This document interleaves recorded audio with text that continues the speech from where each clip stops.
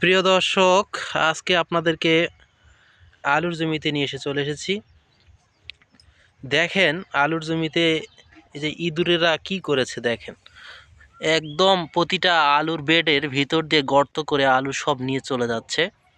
তো আমার চাচা এই ইঁদুরের আজকে ব্যবস্থা নেওয়ার জন্য জমিতে আসছে। তার সরঞ্জামাদি যা যা আছে তিনি প্রয়োজনীয় সব কিছু নিয়ে চলে আসছে। চাচা, কি অবস্থা বলেন দেখি, আলুর জমির কি হচ্ছে? আলু এই তো মোটামুটি ভালোই হয়েছে বা হওয়ার পর এই যে ইঁদুরে খাল খুঁড়ে সব আলু নিয়ে যাচ্ছে। আলু তো কি করবেন এখন?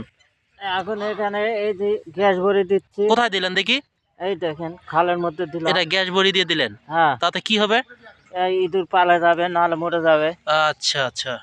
তো প্রিয় দর্শক, এই যে দেখলেন আমার চাচা কিন্তু এই আলুর জমিতে ইঁদুর দমনের জন্য এই গ্যাস বড়ি ব্যবহার করছেন। হুম প্রত্যেকটা আলুর বেড়ে দেখেন কি ক্ষতিটাই না করছে।